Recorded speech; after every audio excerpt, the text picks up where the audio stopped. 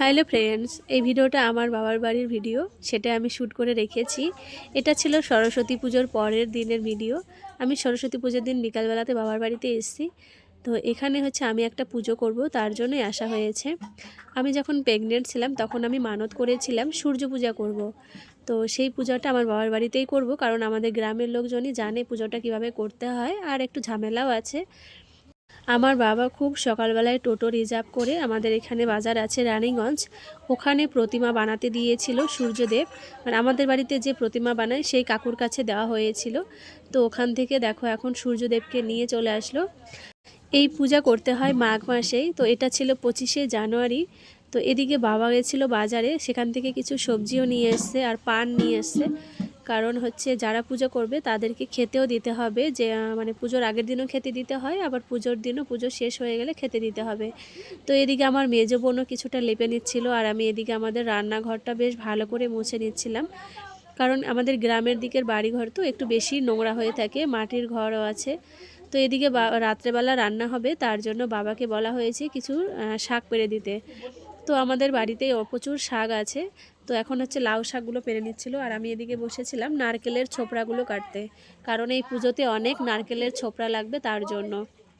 তো এইদিকে দেখো আমার অনেক ছোবড়া কাটা হয়ে গেছে, তো এইটুকু তো হবেও না, আরও অনেক ছোবড়া লাগবে। তো এদিকে সবটা কেটে নিয়েছি আমি। ঠাকুর ঘরে পুজো দেওয়ার জন্য বাসনগুলো বের করে রেখেছিলাম, আর এই পুচকি দুটা হচ্ছে আমাদের গ্রামেরই, ওরাও পুজো করবে আমাদের বাড়িতে, সূর্য পূজা করবে।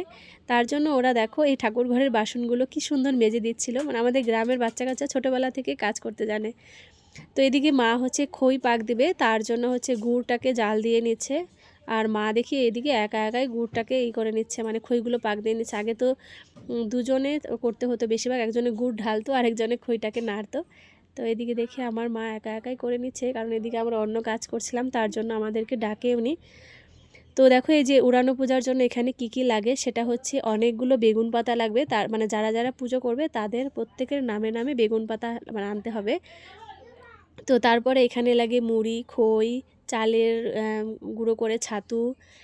তো সেইগুলো সব কিছু দিয়ে প্রত্যেকটা পাতার উপরে দিতে হবে। আর এখানে হচ্ছে রাস্তার পাশে বড়ই মানে কুলের যে গাছ হয় তার ডাল, আর একটা হচ্ছে ছনের ডাল, সেটাকে এখানে গেড়ে রেখেছে, ওইখানেও পূজা দিতে হবে। তো এদিকে দেখো আমি এখন পুজো দিয়ে নিচ্ছি। এটাকে হচ্ছে অনেকে বলে উড়ানো পূজা, আবার অনেকে বলে হচ্ছে, আমরা বলি ক্ষেত্র পূজা। তো তোমরা এই পূজাটার কি নাম বলো আমি জানি না, তোমরা যদি কেউ অন্য কোনো নাম জেনে থাকো আমাকে জানিও। এখন কিন্তু দেখো পুজোটা দিয়ে নিয়েছি। তো এখানে আমরা অনেকেই পূজা করব, তার জন্য দিয়েছি। আর ওই পাতার উপরে অনেক মানে ফল টলও দিতে হবে, ফল পান থেতো করে দিতে হয়। তো এখন দেখো যে রাস্তার পাশে নিয়ে এসছি, এখানেও দিতে হবে যা যা দিয়েছি পুজোতে সেইগুলোই। তো এদিকে কিছু বাচ্চাদেরকে ডাকা হয়েছে, এরা হচ্ছে রাখাল বালক এখন। তো এরা এই যে প্রসাদটা আমরা দিয়েছি এখানে রাস্তার পাশে, এটাকে নিয়ে ওরা দৌড় দিয়ে চলে যাবে অন্য কোথাও, মানে মাঠে গিয়ে বসে খাবে। তো এখন তো আমাদের পাড়াতে সেরকম বড় দাদারা বা ভাইরা নেই, তো ওই জন্য আমাদের পাড়াতে এই ছোটো ছোটো বাচ্চাগুলো হয়েছে, ওদেরকে ডেকে আনা হয়েছে এই প্রসাদটা নেওয়ার জন্য। ওরা কিন্তু এতটা প্রসাদ খেতেও পারবে না, তো দেখো দৌড় দিনে চলে গেল, আর ওদিকে ওদিকে একটু জল ছিটিয়ে দিতে হয়েছে। তো এটাকে ওরা এখন মাঠে নিয়ে যাবে, আর এটা ওরা তো এতটা খেতেও পারবে না, তার জন্য আমাদের পাশের বাড়ির একটা বৌদি বলেছিল যে আমি নিয়ে নেব সবটা। তো ওই বৌদিটা নিয়ে নিয়েছিল, আর এটাও হচ্ছে ওরা একটু খেয়েছিল সবাই মিলে। তো তারপর পুজো হয়ে যাওয়ার পরে ওই যে বেগুন পাতার মধ্যে সব কিছু দেওয়া হয়েছে, খই মুড়ি চিরা যা যা লাগে মিষ্টি। তো সেটাকে আবার মাথার চুল দিয়ে টেনে আনতে হবে, যার যার পাতা তাকে তাকেই আনতে হবে। এখানে আমার চুল দিয়ে আমি টানলাম আমারটা আর আমার ছেলেটা, কারণ আমার ছেলেটার শরীরটা খুব খারাপ, তাই ওরটাই আমি করে দিচ্ছি। তো এদিকে ঘরের ওপর দিয়ে দেখো ছড়ে মেরে দিলাম, যেহেতু উড়ানো পূজা বলে, অনেকে বলে পবন দেবতার যে পূজা হয় ওটা। তো এদিকে আমার বোনও দেখো টেনে নিচ্ছে চুল দিয়ে। তো এটা অনেক দিন থেকে করা হয় না এই পূজাটা, আমাদের গ্রামের দিকে কিন্তু এই পূজাটা বেশি হতো আগে, এখন অনেকটাই কমে গেছে। কারণ এই পূজাটাতে অনেকটা ঝামেলাও আছে, খরচারও ব্যাপার আছে, তো সেই জন্য করাও হয় না, সময়ও হয় না সবার। তো দেখো এই যেদিকে এখন আমরা এই প্রসাদগুলো আবার সবাই মিলে খাবো, মানে যে ছাতু মুড়ি খই এগুলো সব আমাদের বাড়ি থেকেই দিতে হচ্ছে। তো সবাই এখন দুপুরবেলাতে খেতে বসে গেছে, সকাল থেকে কিছু খাওয়া হয়নি, এই পুজোটা হবে তারপরেই খেতে পারবে। তো এদিকে আমরাও দেখো বসে গেছি খেতে। আর এই ছাতু মুড়িটা খেতে কিন্তু সত্যি খুব ভালো লাগে। তারপরে আমার মা আবার ভাতও রান্না করেছিল একটু, আর এদিকে করেছিল লাউ তরকারি। তো এই লাউ তরকারিটা না খুব ভালো লাগে, হলুদ ছাড়া রান্না করে আমার মা, গরম গরম এত ভালো লাগে খেতে।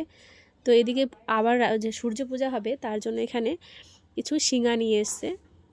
আর এদিকে আমি চলে এসেছি শাক তুলতে। আমাদের বাড়ির সামনে যে জমি আছে সেখানে অনেক রকমের শাক লাগানো হয়েছে। আর এদিকে দেখো আলুর জমিতে হচ্ছে জল দিচ্ছে, আমাদের পাশের বাড়ির জমি ওটা।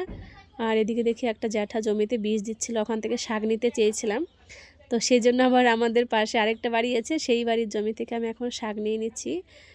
পালং শাক নিব এখান থেকে, কারণ রাত্রেবেলাতে শাক রান্না করা হবে। আর আমাদের বাবার বাড়িতে আসলে আমার মাকে বেশিরভাগ বলি শাকের ঝোল রান্না করতে, কারণ অনেক রকমের শাক থাকে। আর এই শাক দিয়ে শাকের ঝোল রান্না করলে এত ভালো লাগে, এত ভালো লাগে কি বলবো। সেটা আমরা আমার শ্বশুরবাড়ির ওদিকে পাই না, কারণ এত শাক পাওয়া যায় না, সব তো বাজার থেকে কিনে খেতে হয়। আর ওগুলো খেতেও অত ভালো লাগে না। তো বিকালবেলাতে এখন চলে এসেছি আমি দোকানে, আমার ছেলের জন্য একটা জামা নিতে আমার মা দিয়েছে টাকা। তো এখানে দেখি এই কাকু কি সুন্দর তুলসীর মালাগুলো তৈরি করছে নিজের হাতে, আর বেশ ভালো লাগছিল দেখতে। তো আমি বলছিলাম যে কাকু হচ্ছে তুমি একটু ছোট ছোট করে বানিয়ে দিতে পারবা কিনা। তো দেখো দেখাচ্ছিল, কাকু অনেক সুন্দর সুন্দর বানিয়েছে।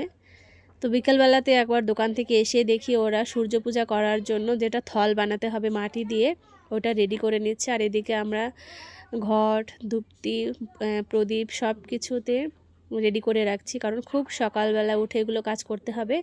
তো এটা হচ্ছে সন্ধ্যা হওয়ার আগে, মানে সূর্য ডুবে যাওয়ার আগেই সূর্যদেবকে আমাদের আসনের উপরে বসাতেই হবে। তার জন্য দেখো খুব তাড়াতাড়ি ফুল টুল দিয়ে সাজিয়ে এখন আমি সন্ধ্যাবেলার যে পুজোটা হয় ওটা করে নিচ্ছি। এটা হচ্ছে আগের দিনই করতে হয়, সূর্য ডোবার আগেই। তো তোমরা জানিও এই পূজাটা কারা কারা করো আর কারা কারা করোনি কোনো দিন, মানে অনেকে হয়তো দেখেও নি এরকম পূজা। আর এই সূর্যদেবের যে মূর্তিটা, এটা দিয়ে কিন্তু অনেকেই করে না, কারণ আমি যেহেতু মানত করেছিলাম তার জন্য সূর্যদেবের মূর্তি দিয়ে আমাকে করতে হবে। আর অনেকে শুধু এরকম মাটি দিয়ে বানিয়েও করে, যেরকম আমাদের উঠানে করা হয়েছে দেখো লম্বা করে। তো এইভাবেই করতে হয় এই সূর্য পূজাটা। তো এটা হচ্ছে পরের দিনের ছিল। দেখো আমার ছেলেটার এত শরীর খারাপ, মানে ওর একদম ভালো লাগছে না, তাও ওকে একটু নিয়ে এসে প্রণাম করিয়ে নিলাম আমরা। তারপরে এদিকে আমি হচ্ছে জায়গাটাকে ভালো করে লেপে নিচ্ছিলাম, কারণ চারিদিকটা খুব ভালো লাগছিল না দেখতে, ওই জন্য লেপতে হচ্ছে। কালকেও অনেকবার লেপতে হবে, যতবার পুজো হবে তার আগে আগে জায়গাটাকে ভালো করে লেপে নিতে হবে। বিকালবেলা চলে এসেছিলাম বাজারে। তো এখানে ছিল আমার একটা দিদির ভাসুরের ছেলের বিয়ে, তো সেই বউ যাচ্ছিল, তাকে দেখছিলাম। আর বাজারে এসেছিলাম আমরা আরও শিঙা নিতে, কারণ আমার মামি মাসি ওরা সবাই আরও এসছে সন্ধ্যার দিকে। তো ভিডিওটা তোমাদের কেমন লাগলো জানিও।